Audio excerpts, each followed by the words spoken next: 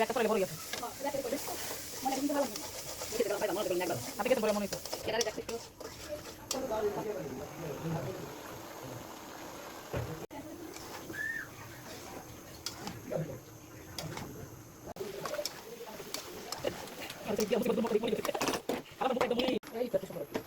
পানি দিবেন না পানি দিবি না পানি দিয়ে দিছে অল্প দিছে তরকারি তো সিদ্ধ হয়ে গেছে